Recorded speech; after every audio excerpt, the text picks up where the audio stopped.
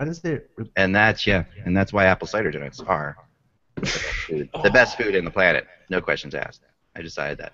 Oh, I am sweating bullets today, so I apologize if I have dripping on my face today. Close up, Josh. Cut to close up. Boom. Are we live right now? Yes. Oh. Just went live. Fantastic. Enjoy the sweat, guys. Enjoy the sweat. It's a wet Wednesday at the Rimmer House. Yeah. Wow. All right. So there's a problem. Hold on. Let me fix this. Apparently, there's a problem with the video on the website. Hold on 1 second. Let me fix it real quick. If there is. Not touching the wet Wednesday comment. I probably screwed this up somehow. Sorry. Let me get this fell fast. Boy, do we have stuff to talk about today. Woo! Things are getting interesting in Ohio. Yeah. Not since the Kent State. No, I'm just kidding. Yeah. Not since Woody Hayes punched a Clemson linebacker. Right. Not since 2004 in the presidential election. Or Pete Rose admitted to gambling. Coyotes announced they've added Ron Rolston to the pro scouting stuff.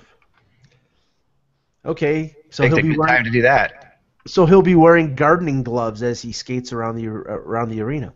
That makes sense because Darcy Regier is an assistant GM there in Arizona. He's an assistant to Don Maloney. And guys, I will announce I'm getting an iPhone 6. I'm in the craze. Mine's coming on Friday. Oh, you got an iPhone 6? I did. Did you get the Plus or the regular one? I got the Plus, yes. I am a proud Galaxy S5 owner, and I will not join the cult. Not as a little bit of an echo going on in your voice, Mike. Really? Like you're in a cavern. Or maybe it's me. Well, I just heard an echo from you. Is anyone else hearing an echo when Mike talks? Talk, Mike? What? No echo? I don't hear an echo with me. I heard an echo with you, Ak. I'm hearing an echo with you. Oilers announced they've added former Olympic champion David Peltier to the Oilers development team as a club skating coach. How about that? They're going to be figure skaters this year in Edmonton, guys. They may not entertain you scoring goals, but they were figure skaters last year, if you ask me. Okay, let's see if this works better. I'm going to adjust it. I'm going to log in and log out. If no one else is hearing the echo for Mike, then I will log out. Okay. There we go. I'll be right back. He's gone! He's gone! No, just kidding. We are still live, Josh. Don't worry, I'm not going to do anything like pick my nose. Yes. No wigs. No picking your nose. Yeah. Now, is that Pavel Bure diving in the background there? Is it a good time to say I'm not wearing pants? No, I'm just kidding. No, I'm wearing shorts, guys. Okay. Put that as number one on the list of things I'm not interested about. Yeah, there you go. Wow. There's a lot of hockey news today. Wow. Yeah, well, training camps opening today, tomorrow, Friday. We're getting down to it. Now, Josh, I can hear an echo. I don't hear an echo on you. I can hear an echo. I can hear my voice echoing. Maybe it's. Do you have a speaker open or? All right. What? I'm back. You're still echoing, Mike. Yeah. Well, I hear my voice echoing like when I'm talking to myself. I mean, usually I can't hear that. Want me to log off? Let me log out and log back in quickly. Yeah, this would be you, I think. In this case. Okay, coming right back. Wow, some great comments here. 1 2 1 2. I'm echoing still. Check. All right, Josh. You've got to log out and in. Sorry. Really? Okay. Yeah. It's the only other solution. Can you hear me now? Okay. We're still echoing, but so Josh is going to log out and in. Maybe that'll. Hello? Yeah, you see now my echo's gone when Josh left. I'm still here. I think I think Josh just has his microphone up too loud or something, or he's got. Because I mean, I heard my voice echoing like in his window. Yeah, It's I think that's almost what's like he had an happening. open speaker or something. Yeah, so now it's better. That's better. Okay. All right. Oh, 1 second. The iPhone 6 is identical to the Nexus 4 hardware. No, not true. Sorry. No. The best cough drops out there. You know I mean, why? there are similarities to it. What's up, Luden? What's up, Ludens? Ludens, the best cough drops out there. You know why? Because they don't taste like cough drops. They taste like candy. Oh, yeah. Just a little bit of alcohol in them, right? What's that? Just a little bit of alcohol in them, I think. No, nothing. Is that better? Ha ha ha. That's better, yes. The hat's terrible, but Well, I'm sweating profusely right Very now. nice stats guy. I am echoing. Ha ha ha. oh boy. I appreciate a good pun in the morning. Thank you very much. It's not the morning still, but we'll go for it. Call it morning for now. So I won the. This is my last podcast ever because I got my Powerball lottery ticket bought. So once I win that, I'm out of here, man. Just forget about it. No more rumors for you. Exactly. Yes, I can't wait. I really can't wait. Can't wait to win the Powerball. Well, what's funniest thing was it was like a movie to me. I'm like, have you ever had those moments? Like, I never buy lottery tickets. I have bought maybe 3 lottery tickets in my life. I believe it's just a stupid tax essentially, which it is, right? It's no question about that. So, but I never buy it. So I'm at the market and picking up stamps, and I'm which it's another thing that's like from like I feel like I'm going back to the, can I have a piece of stickery number that I can put on my letter that I can give to a mailman who for 34 cents will take it to Arizona for me. I still feel like the stamp thing is like another era as well, right? So, but as I'm walking out of the market, they say over the speaker, tonight's Powerball, $170 million. Don't forget to buy your ticket. And as I'm walking out, it feels like a movie in my head. Like, this is the point at which I'm like, I better buy the ticket. Yeah. If I don't buy, I'll never know. You'll just never know. So I'm like, ugh. Yeah. So I turn around, I go back to the desk. I'm like, all right, you got me. Good announcement. $2 down, Powerball ticket. If I win tomorrow, you'll know. No invite. See ya. It'll be funny. You make pictures tomorrow's news report. The winner was an anonymous hockey blogger from Pennsylvania who announced on his podcast yesterday that he bought a ticket. So you can see it all coming together. It's all a big movie. Now everybody's convinced it's going to happen, right? Yeah. Let's all envision this in our heads.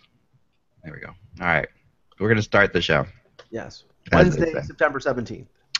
It is Wednesday, September 17th, indeed.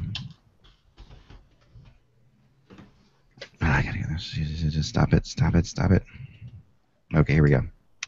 I got some Ryan Johansen news, and then we got a lot of really interesting. Are you going to do the show with that on your head, Josh? Huh? Oh. just curious. All right.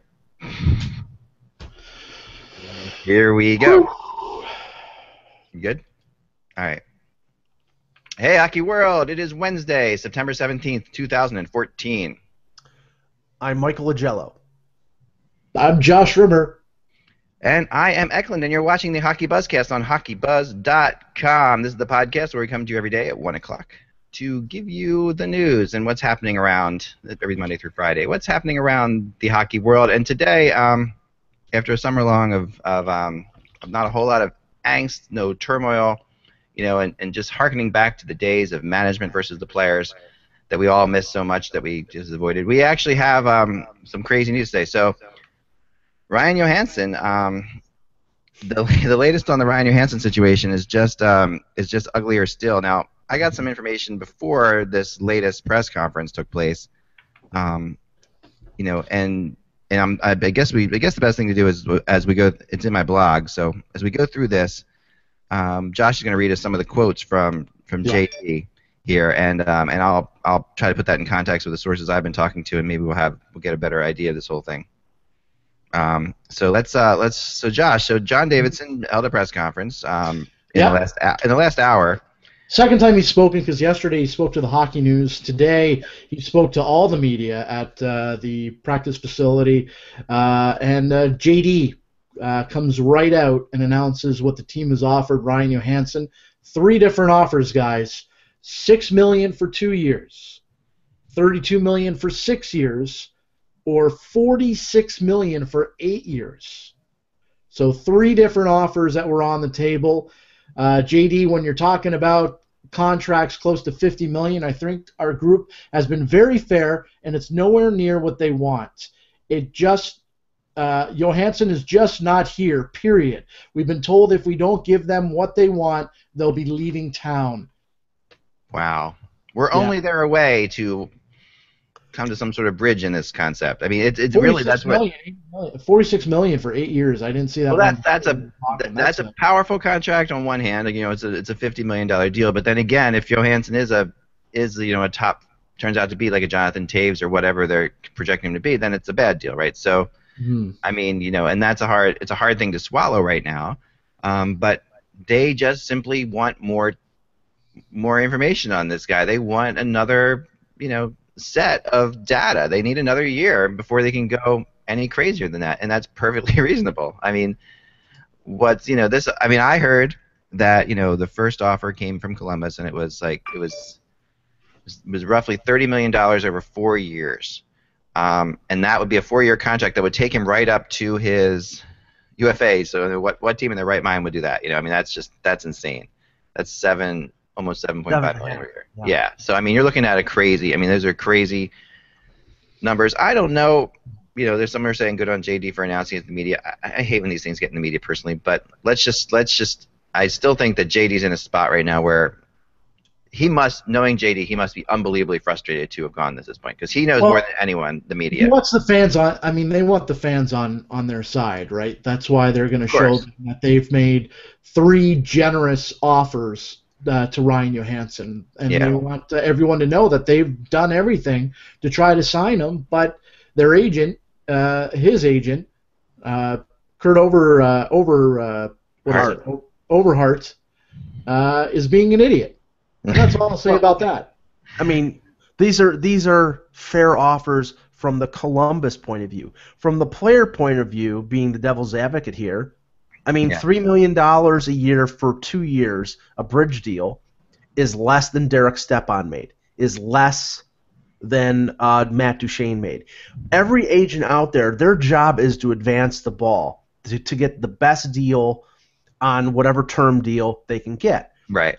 He's the latest. He was their leading scorer. He was their, you know, arguably their franchise player last season after 2, you know, relatively innocuous 2 years. You know, he did not play very well in the first 2 years. To say the least.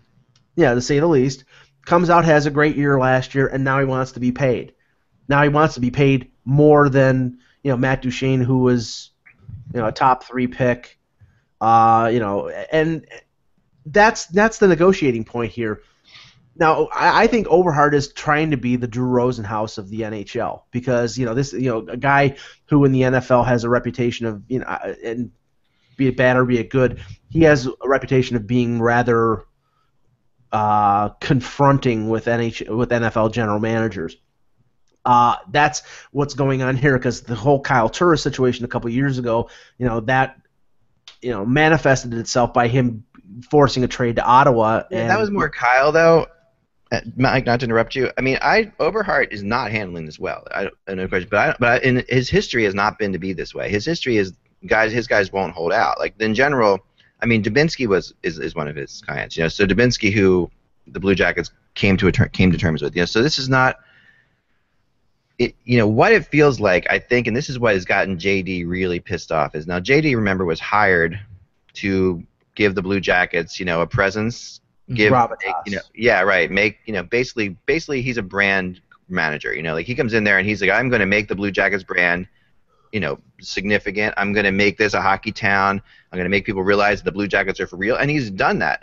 Whether or not he's done that, you know, to a large extent, the Blue Jackets are not, you know, and how much of that is him and how much of that is Kekalainen and how much of that is just the fact the team's gotten better, you can debate all day long. But JD JD is looking at this whole thing through a brand perspective, and coming out of last year, the brand was never better than the Blue Jackets brand. They had everything going for them. They played an unbelievable series. They got people rooting for them that never even would have thought about rooting for the Columbus Blue Jackets before.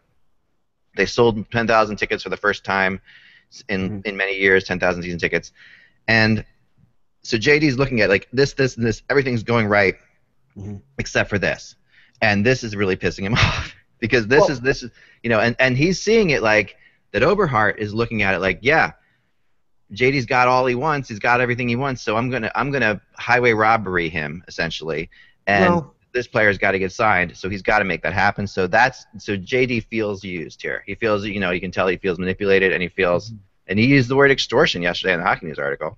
Yeah. Well, let's say this because.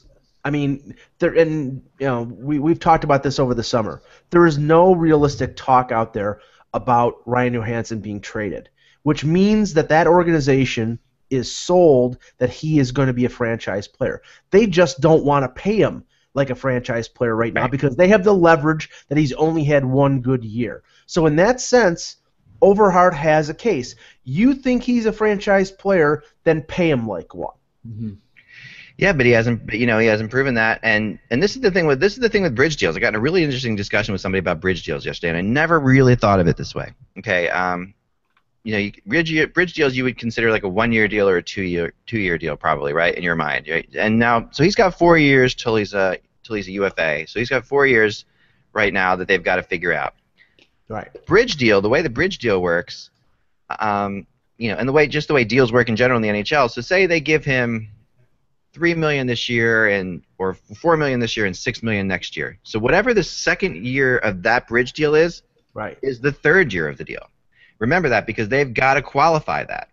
So basically whatever the third year of the deal is, the fourth year of the deal. Columbus has or they go to arbitration or they go through other things. So you're not going to lose them, so they're going to qualify them. So when you're making a bridge deal, you're never going to see the last year of a bridge deal be in the $5 million range.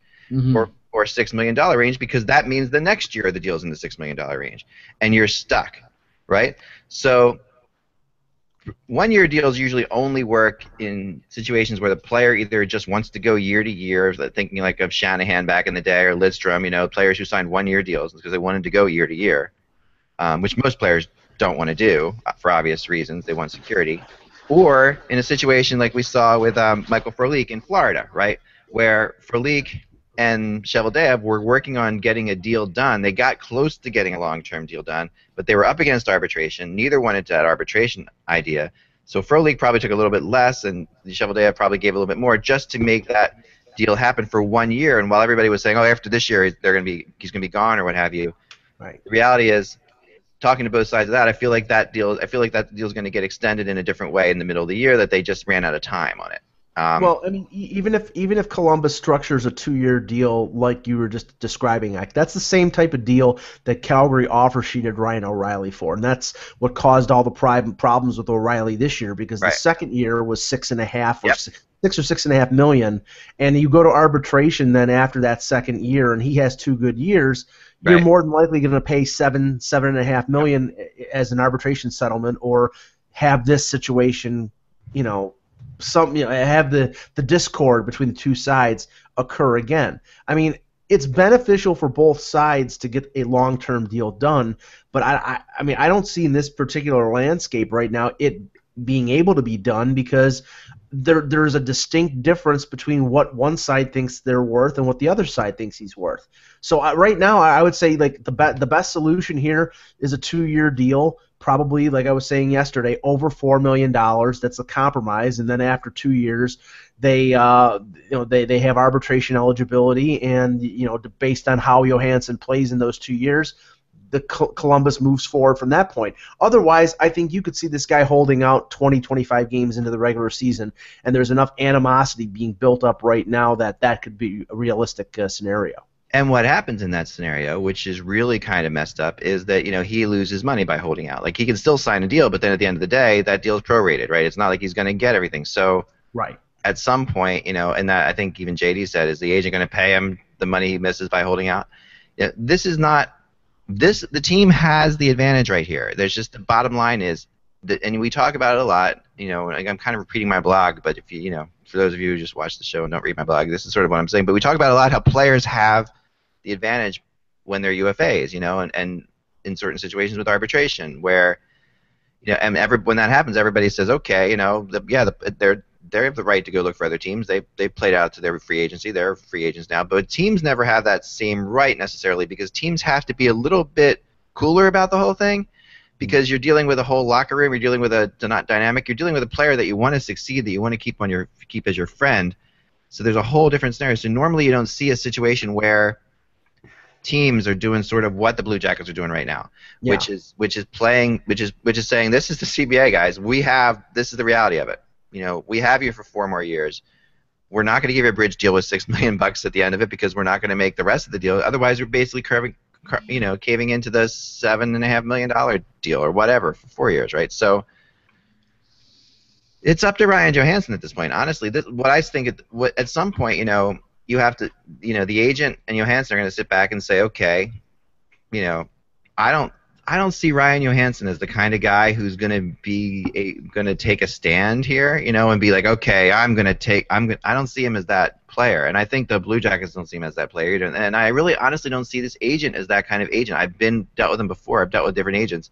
I don't see him as the agent who's going to take a stand. I think he is doing that now.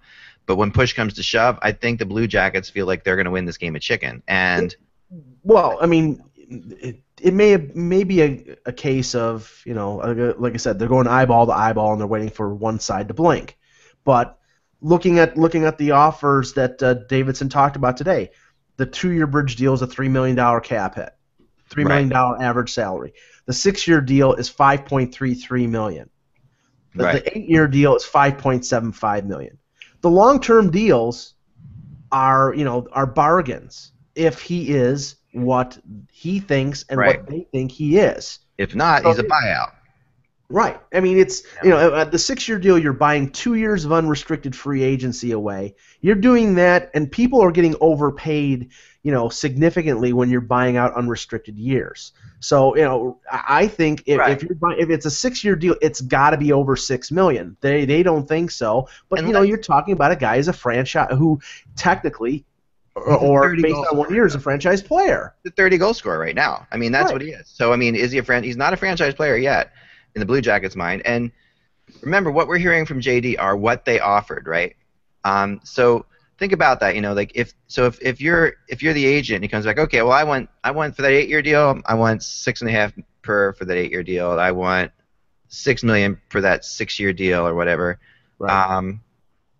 Then if they were that close, we wouldn't be hearing this. But they're not that. See, the thing is, we're not talking about. This is the Blue Jackets aren't throwing this out as our final offer was this. They're saying this is what we offered. Okay, so there's room to go up there. So I mean, if you it may 6 years, $6 million, $36 million for 6 years, that would be a fair deal. I mean, it's a risk on both sides, but a risk I might be willing to take. Although we don't know this player like they do, and there's more to it. I mean, I have to keep going back to Ryan Johansen. 18 months ago, was sent down to Springfield to play in the AHL during the because he was eligible to play in playoffs for that team.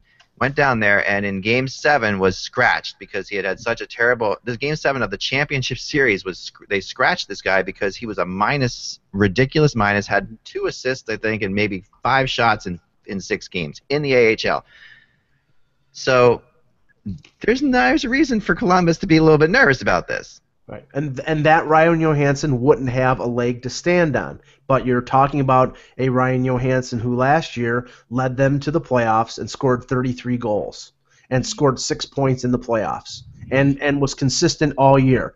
Now, granted, there's no security here. You want this guy who's 22 years old to prove that he can do this year in and year out. So that means, if I was the NHL team, I would say, okay, let's make the 2-year deal. They've got the cap room. It's a question of dollars. So if you want to sign him for 2 years, sign him for $4 million. It probably gets it done. If they're asking for $6 million per year on a 2-year deal, then the agent has gone insane. But I don't think that's the case. No. Here's the deal, guys. If he doesn't sign by tomorrow, the Jackets are prepared to let him sit the whole season because they will not negotiate once training camp starts. They've made that perfectly clear. Jarmo Kekalainen said that a couple days ago, and I believe it. I believe they will make him say sit. that, or did he say we're just not going to think about it? Like, I mean, is it more? I mean, that's let him sit the whole year. Well, yeah, they're prepared to let him sit the whole year, but they're not going to say you're out for the whole year. They're going to listen. If he comes back suddenly, okay, we'll sign a a contract. That should change, Josh. Yeah, I mean, they're not going to negotiate. Right. They're not gonna start the negotiations. They're gonna let them come back, right? And then of course there will be some negotiation involved. Or it opens up the nuclear scenario, which is one of two options: either A, going to the KHL for a year, and that's not out of the realm of possibility because there have been players who have done that, or him saying, okay, if you're not going to pay me, then trade me. And they could very well move Boone Jenner up. I mean, he had a great year as well last year. They might stick him in Johansen's spot. Well, that's the other thing too, and you're right. And the Blue Jackets aren't really afraid of a slow start. I mean, they are. I mean, I talked to some people yesterday, and we've talked about how they really want to get off to a quick start, and they do. But at the same time, the other side of that is they realize that they got off to a really horrendous start last year. Yeah.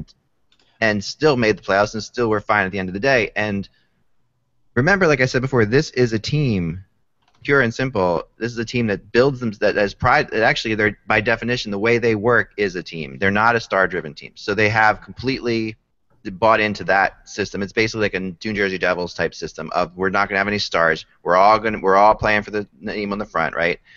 And so I mean, last year this team made the playoffs. Johansen was a big part of that, no question about it. But they made the playoffs without any significant contributions from their two highest paid forwards. Horton and Gabrick were basically non-factors for the whole year. Mm-hmm. Right? Yet they made the playoffs. So they're looking at this year. Horton's back. Horton's healthy. Boone Jenner, like you said, other players have stepped up. They've got Scotty Hartnell now. They are looking at like, okay, well, why can't we succeed as if this guy's hurt? They're just going to look at it like he's hurt. That's basically what they're going to say. They're going to look at it like he's injured. And we've already shown that our team, as a team, other people will step up and score those goals. Other people will step up and find that spot. It's a dangerous game to play, but it's dangerous really more long-term towards the relationship of the player and the team. That's, but this is not PK Subban. People keep saying this is like PK Subban. It's not PK Subban. PK Subban is the best forward and the best defenseman on the Montreal Canadiens. I mean, he's the best player that's not named Carey Price on the Montreal Canadiens, right? In my opinion, you're just shaking your head, Mike, but I think he is. I think he is by far more important to the Montreal Canadiens than Johansen is to the Columbus Blue Jackets. Josh? Another thing, guys, that a lot of people aren't talking about right now, and I'm surprised, is the Bruins have two pretty good holdouts as well. Maybe not as good as Ryan Johansen, but two guys who are pretty important to the Boston Bruins in Riley Smith and Terry Krug, both guys who were big contributors last year for the Boston Bruins, and those two guys look like they're going to be sitting when training camp starts as well. No, they are. Go ahead, Mike. I mean, that's more cap management related than anything. I mean, right now, the Bruins are up against the cap, and the $4 million that Mark Savard, his salary doesn't come off until the beginning of the season when he gets placed on long-term injury. Problem is, I think the Bruins want to fit both of those guys under that $4 million figure. They want them to take 1 or 2 year deals making around $2 million. I don't think that they really want to do that based on the fact that Smith had a really good year last year after the trade from Dallas, and Krug has played well in the playoffs and played well last year. He probably wants a lot more, and the going rate for a defenseman who's had 2 decent seasons is more than $2 million. Mm-hmm. So, I mean, that's why all this talk about the Bruins trading a Johnny Boychuk or trading Adam McQuaid or a Chris Kelly or somebody like that to clear space has been out there for a while. I don't think it's like I haven't heard it being as adversarial as Ryan Johansen and the Blue Jackets, but based on the way that this is blown up today, I don't think anything is as adversarial as that. No, but Riley Smith could get there. I mean, that one has the potential. I mean, that one, Riley Smith was a very important player for them, and actually turns out to be the best player in the Sagan deal. You know, right as of right now, I would say, and that's a big thing, right? I mean, that's to me, that's I got the right guy, right? Riley Smith was in the Sagan deal. Yeah. Yes. Making sure I wasn't Sagan losing my mind for a yeah. second there. Yeah. So I mean, to me, that I do think that this will be an issue. What I've been told with Boston is that they're waiting on a trade. They're making it. They're going to make a trade before they sign those guys. But that those guys sort of are aware of it, and I think that it seems like a situation where everybody is sort of in the know, and no one's really worried about it. It's not. It's very different than the Johansen situation. And But we're going to. And similarly, I mean, it's ironic that the Danny DeKeyser signing in Detroit happened yesterday, the same day that talk about Daniel Alfredsson having back problems and not knowing when he wants to sign. There was always speculation that the Alfredsson signing was going to be tied to how much they wanted to spend and how much cap room they were going to have to sign DeKeyser. And then all of a sudden yesterday, both things happened. So it was coincidental, but I don't think that there was a coincidence. The Kaiser does sign a deal yesterday, by the way, which is referring. That's other news. And the Kaiser is a bridge deal, basically a 2-year deal. Was it $4 million a year? It was 2.187 a year, I believe. Right, right. So that is a bridge deal that we're looking at there. That we're looking at like a bridge deal. That's why the $3 million, is low. But like I said, that's their offer.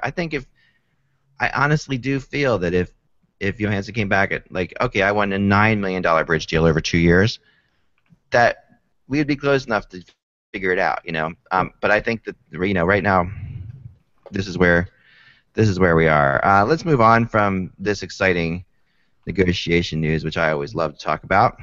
Reminds me of the lockout, which gives me all warm and fuzzy feelings inside.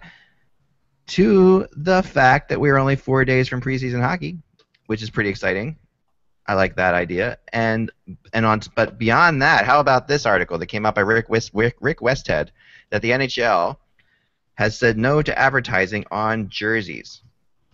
There we go. Yes, and again, I'm proud of my NHL when I hear something like this. This makes me happy. But it does bring up the whole debate of, okay, and by the way, if you haven't yet, go onto my blog and vote on what side you're on the Ryan Johansen sweeps, and at the end of this podcast, I'll give you the results as to where people are lining up right now. So bless you, Josh. Oh no, I didn't sneeze. I'm just laughing. No, then forget it. Unbless you. There you go. Unbless you. All right, so there you go. We are going to talk about Josh Harding, but let's start here first. I want to talk about this. There are some other things we're going to get to for sure, but I really want to talk about this advertisements on jerseys because I like this, and I'm proud of the NHL, and I think there should be some recognition for this. Mm-hmm. Last night here in Philadelphia, we had the U.S. Cup game, soccer, which is basically a really interesting tournament, kind of modeled after the European Cup. Where MLS teams join and other just club teams join of guys. You can just get a bunch of guys together and join this tournament if you want to, from what I understand.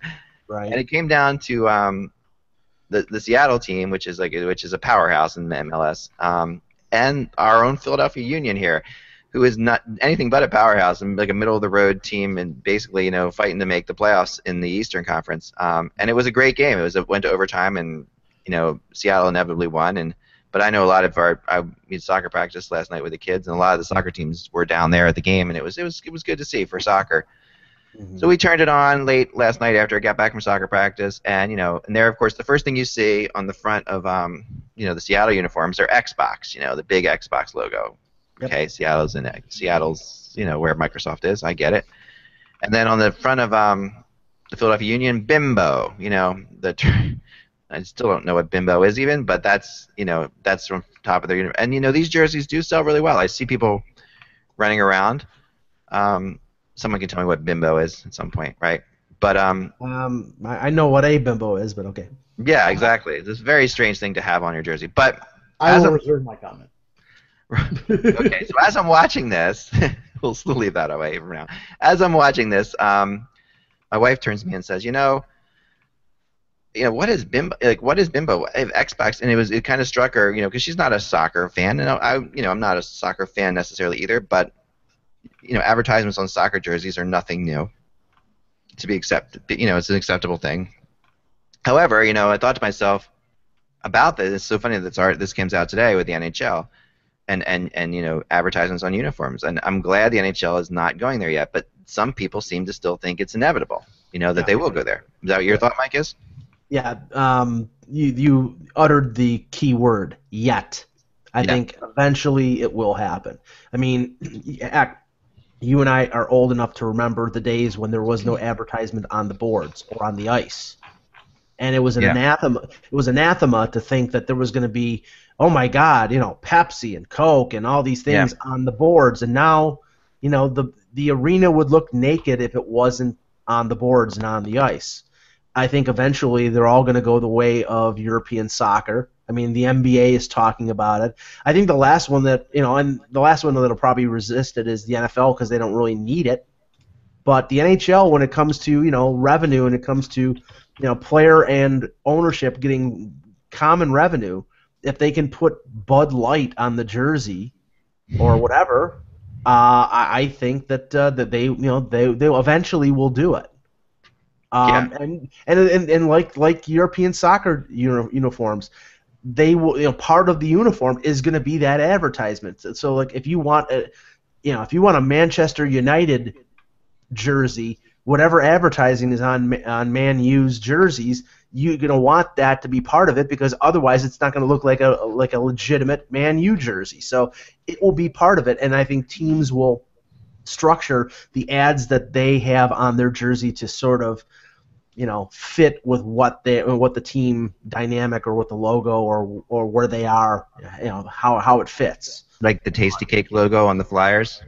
Yeah, well, right, or I'm struggling for one that would be for Buffalo, other than some chicken wing outfit, But I'm just saying that I think that they will try to do that, and I think that these teams, if they can make a buck, they will.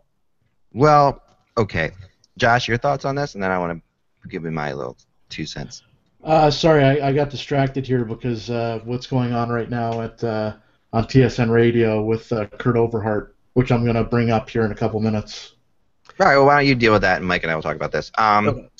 Okay, so this is my thing about this. First of all, it should never be something like a beer thing or because these jerseys are bought by kids, right? That's going to be a problem right off the bat to me. Like these, you can't have I will not have my 9-year-old running around. I'm not saying me, but I'm saying as a parent will not have their 9-year-old running around with Bud Light, the Bud Light shirt. It's that's wrong. Okay, and it will be at least perceived as wrong. I don't know that beer advertisers actually do any of the. I don't know who advertises in the English league. As far as who would, but they probably do take that kind of stuff into account. But in my opinion, this is the thing. This is why you don't do it, because this very, very, very important for the NHL is still, when it goes back to branding again. What is great about an NHL jersey is there is a brand on it already. You already are brand advertising. That Maple Leaf, that Flyer, that B, that's a brand.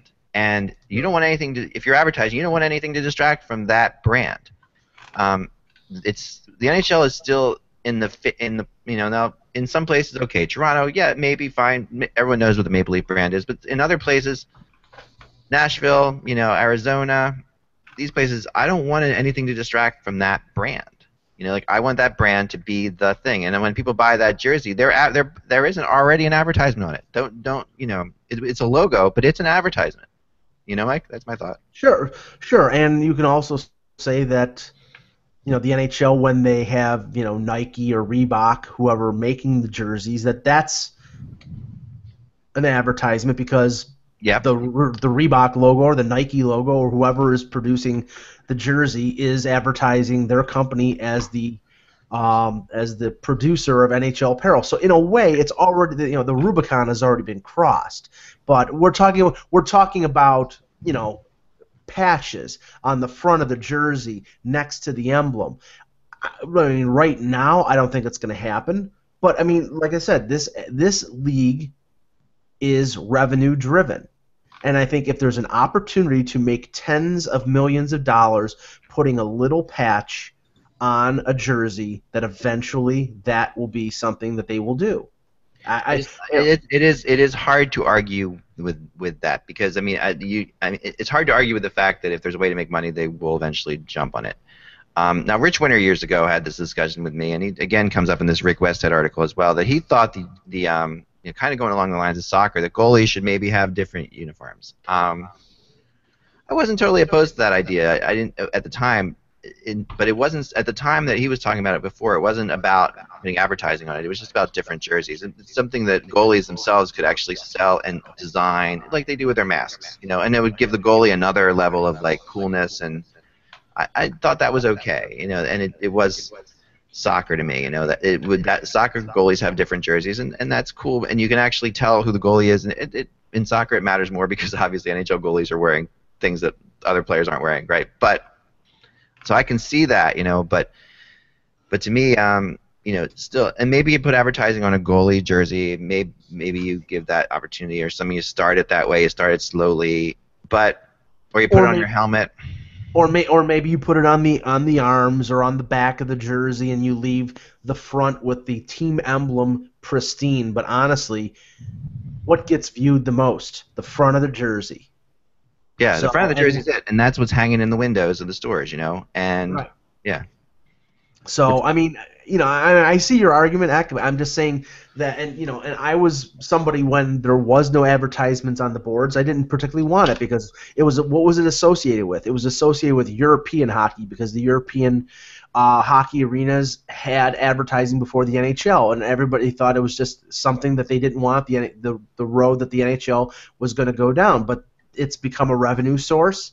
Constant revenue source, and they did it, and they will continue to do it. And you see more and more advertising on the ice. I mean, hell, when you watch the games, they're blasting these images off of with some broadcasts off of the glass as you're watching the game. Yeah, that's always freaky. And that's distracting, and I hate that. But anything to bring for these teams that are struggling in terms of revenue. If they can do that and make enough money to have an operating budget, then that's what they have to do.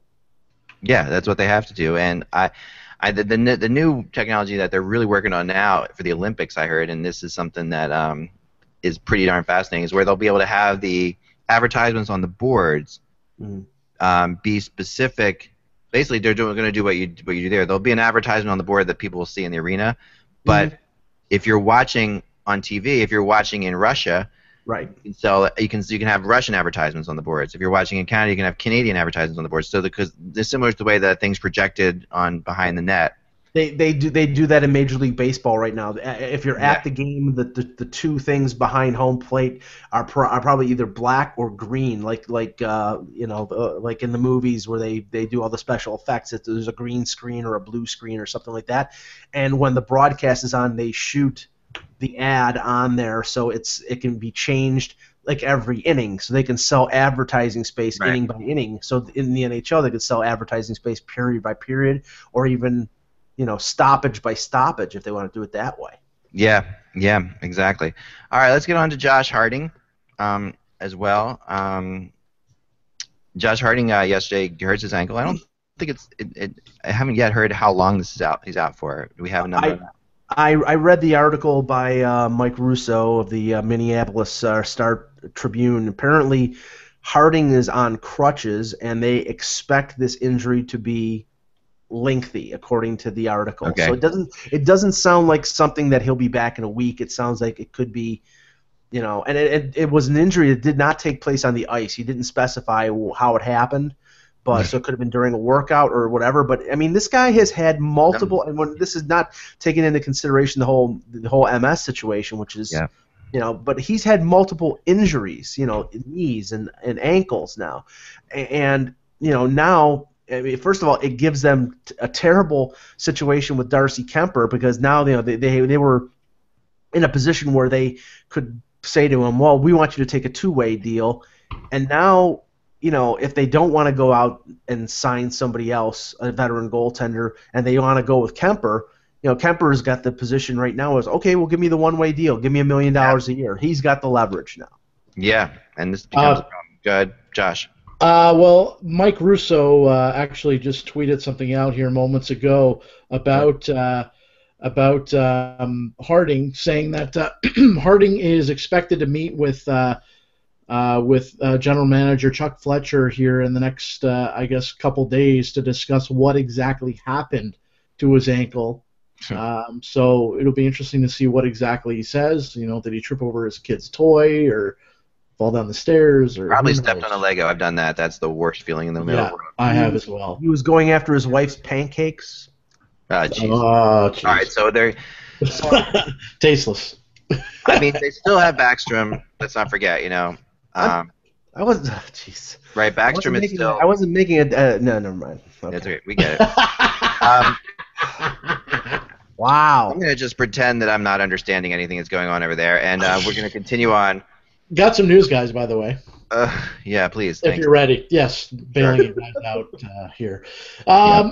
Number one, before I get to the Johansen stuff, the Sharks have just signed Justin Braun to a 5-year contract extension. Not sure exactly what kind of money that is right now, but that's breaking. That just came out. Let's take a guess before we know how much it is. Let's take a guess at how much. Justin Braun, what's he, like the third or fourth defenseman in San Jose? All right, I'm gonna say it's a 5-year deal. You're saying, so I'm gonna say it's $19 million. Yeah, I was gonna say let's take a quick look at how much what Justin Braun did last year. He scored 17 points in 82 games, 4 goals, 13 assists, and it is his 4th year in the league. Yeah, I think you're about right, Ak. I think it'll be a little under $4 million a year. So yeah, I'm gonna say 17. 5 years, let's say $19 million. 17 from me. 17 mil. Oh, we don't know the answer? Well, no. Don't know. I'm sure it'll come out in the next little bit. Well, I'll bring it up tomorrow. As for Kurt Overhart, on TSN Radio right now, he comes out and says a lot of comments actually here. In reference to John Davidson's extortion comments, I don't think it deserves a response. It's business. It's private. There's no lines being drawn by our side, but it takes two parties to dance. Overhart hammered home the importance of centers. Doesn't think it should matter as much if a top center is a restricted free agent or an unrestricted free agent. Also says, I have more... what is it? John Davidson. No, that's JD. Overhart... I don't think it deserves a response. I said that already. There's only so many 6'4", 230-pound centers walking down the street. Old school tactics and personalization of things doesn't do anyone any good. I think there should be an assumption there's no lines between being drawn, and I said that.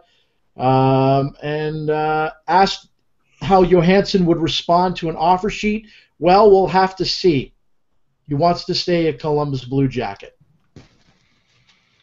Now, yeah. The Blue Jackets ever come out and said they would match an offer sheet? They have. We remember that. Don't we recall that from this summer at some point? I don't recall them saying that. I just know that they said that they wanted to keep him and they were negotiating. There hasn't been any. I don't think they even factored in the possibility of an offer sheet because I don't think they thought that it was going to get to this point. I'm sure there's lots of teams right now really excited to negotiate with this man and put an offer sheet together.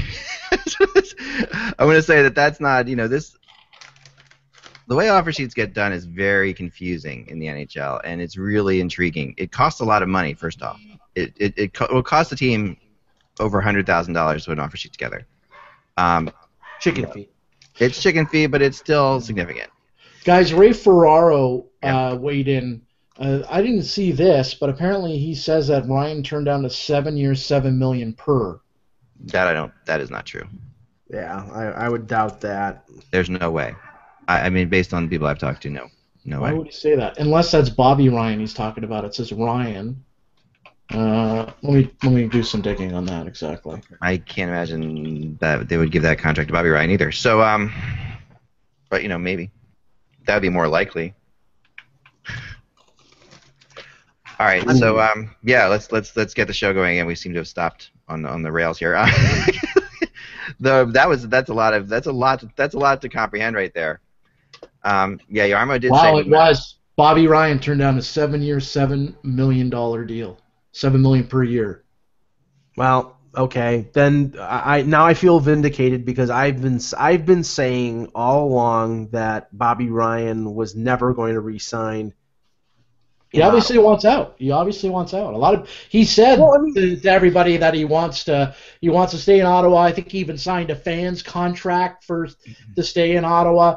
But I mean, you turn down 7 years at $7 million a year. I mean, you obviously want out. Which to me just makes me question why that deal was done in the first place. Because if you knew that 2 years down the road, and okay, can they talk it to his agent and find out? Can they have a viewpoint of finding out whether he wants to stay or not? I would think they'd be able to put in an inquiry and say, well, if we offer you this, will you stay in Ottawa? And either that wasn't done, or they just simply ignored that and wanted him as a short-term fix. But they gave up Silverberg and a first-round pick for a guy who's going to walk after a year and a half, and that's just not a good deal from the Ottawa Senators' perspective. And now, after re-signing Craig Anderson, after re-signing Clark MacArthur, to me now it puts it in a realistic possibility that Bobby Ryan is traded even before the season starts, but more than likely, before the deadline. Because if he's not going to sign for 7 years, then he wants to go free agent. This is my thing. I will try to find out more about that for sure because I have connections there. But my guess would be, and I think someone said it in the chat room as well.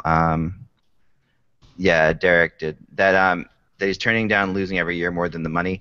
My feeling on this is probably, a 7-year deal ties you into a situation for a very long time, and very few players want to sign 7-year deals with teams that are possibly in the running to finish last. There's not that I think that they will, but I'm guessing that he could still sign a shorter deal there, and he does like it there. He really does. It's not that he doesn't like it there. It's not that he doesn't ever want to return there. So I think that you have to look more along the lines of I want to see what you guys are going to do in the next couple of years with these draft picks. Connor McDavid comes in there and is suddenly playing with them, and they're tearing it up. 2 years, and things can change. Sure, but organizationally, the Senators cannot risk, the whim of Bobby Ryan to say, okay, I'll stay here if you finish, last overall and you draft Connor McDavid or Jack Eichel with one of the first 2 picks. Yeah. Because he's got all the advantage after the trade deadline because he can walk on July 1st. They either have to make a decision before the season starts or before the trade deadline, which I think is in late February or early March this year. I haven't seen a date on it, but they would have to make a decision before then whether to trade him or just keep him. And I can't see them, based on this, if this report is accurate, them not trading him. This is just like Thomas Vanek all over again, is it not, guys? Didn't the Islanders offer something like that and he turned it down? Yeah, and for similar reasons probably. Again, you got to see what's going to happen. With your team. I mean, this is an opportunity for the Ottawa Senators to show that they're serious. Their fan base, they're putting that out there seriously. But in a way, I don't know. It's a risky thing to do because, if he says no, then you do sort of end up with a lame duck guy, and you end up in this situation where now the fans are going to question whether he wants to be there, like all the things you're saying, Mike. So don't.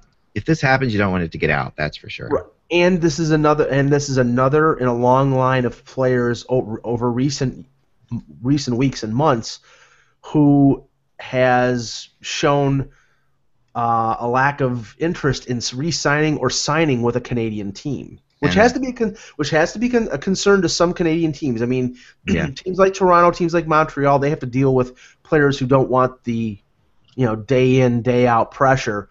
But teams like Winnipeg and Ottawa, which are smaller markets, they have to deal with the fact that players don't want to go to a smaller Canadian city that's cold in the winter and all this stuff, which as somebody from a border town, I think it's crap because Canadian cities got to be great to play hockey in, but that's the perception. It's tough to shake that.